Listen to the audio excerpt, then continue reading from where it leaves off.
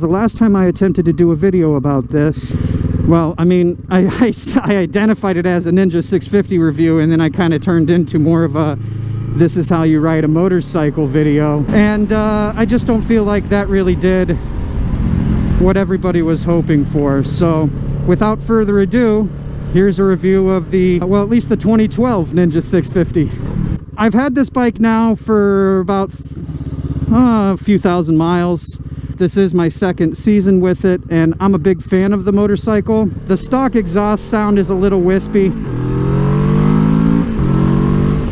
What you are hearing now is the aftermarket exhaust that I have, which is a Musari GP exhaust. I did the exhaust upgrade after failing miserably to do a drill out on it just to bring a little bit more loudness to it. And initially I left it with the baffle out, but after riding with it for, like, you know, several hundred or maybe even 1,000 miles or so with the baffle out, I noticed that even after short rides, I get off this motorcycle and I would feel my ears were like numb and tingly, like it was very clearly messing up my hearing.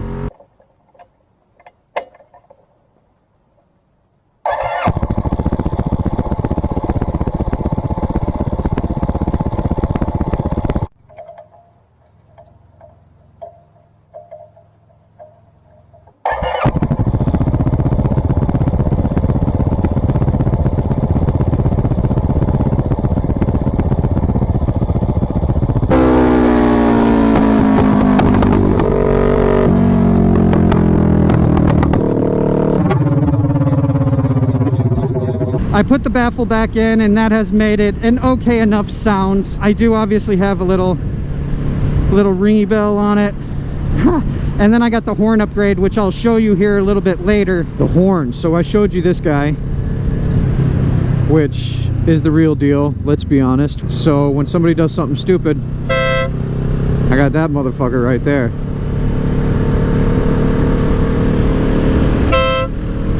That's so loud, dude.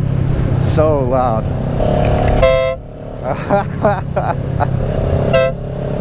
Well, you're gonna hear me. You don't have a choice. I made sure of it. Corner lean-in on this thing is pretty good, especially from, you know, an upright bike. This one just very gladly and willfully dips into a corner with no problem. I don't feel like I have to assist the bike down unless I'm going to a more extreme angle. The assistance that I have to provide is really just as simple as, you know, leaning my weight to the right or to the left a little bit. Braking on this bike is decent. It does not have anti-lock brakes, and I have, at least on the rear tire before, caused a skid out a few times. On the front tire, I haven't locked it up and caused a skid yet, thank goodness. I'm able to cause and create quite a bit of bite without losing traction or grip on both of my tires. So I found that to be, you know, pretty pleasing as far as the feedback I get from the grip and the response I get on the road. I can't help but feel like I would have been better off with the anti-lock brake system. I have had a couple of close calls, and in those moments I was really pushing the envelope on this bike's natural ability to brake without losing traction. And I gotta tell you, man, when you know you're on the knife's edge of losing control and potentially low siding, or even if you try to catch it and you end up whipping the bike back up, high siding yourself, it's sketchy in the heat of the moment. And I would have liked to have ABS in those moments. So, you know, there's that. Smoothness of the engine is pretty good. There is a little bit of vibration out of the engine. I don't personally consider it a concern, so I don't think you should either.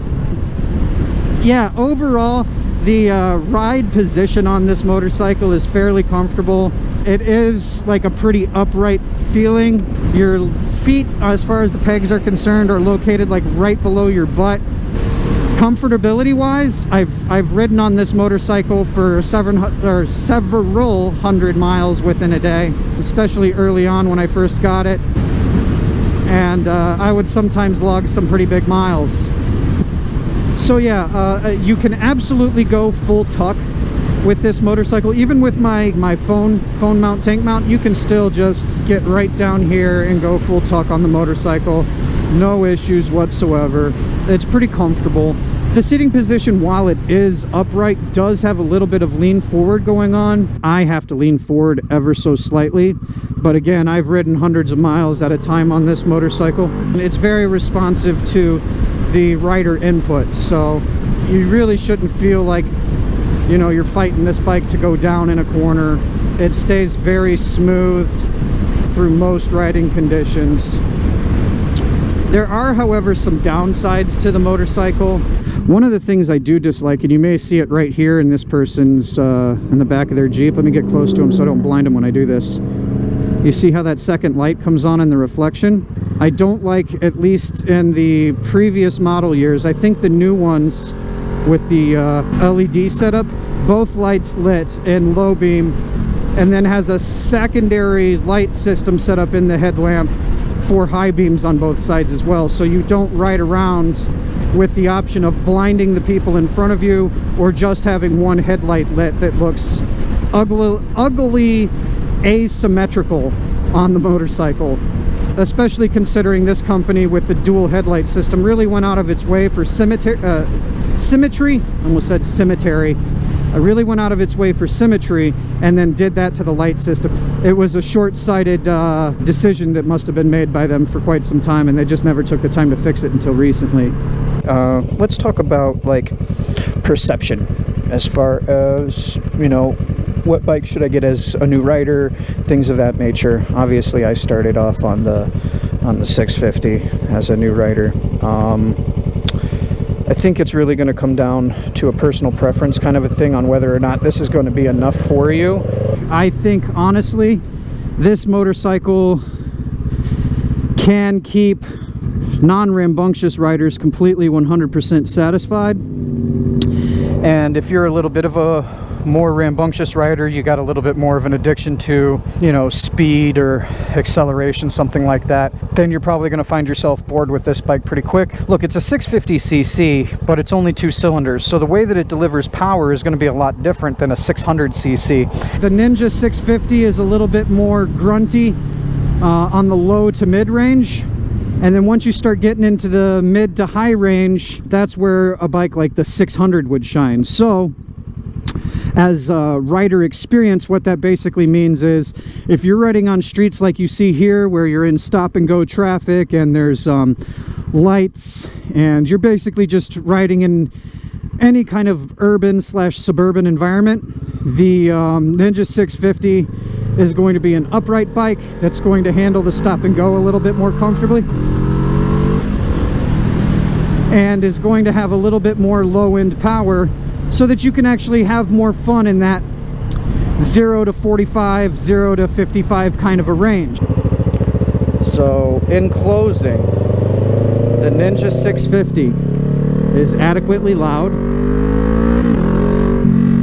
it's adequately fast, its handling is great, its riding position is comfortable, its gas mileage is phenomenal. I ride this bike hard and I still get 42 miles a gallon, as you can see on my dash there. I feel like it's a winning platform. It's been successful and largely unchanged for a number of years. I think this is good for beginner riders and experienced riders alike. So yeah, man, the Ninja 650 is everything that it promises to be. Old or new, you're getting a reliable platform that is not going to let you down. I'm overall just a big fan of the motorcycle, and I honestly think you will be too. So get the bike.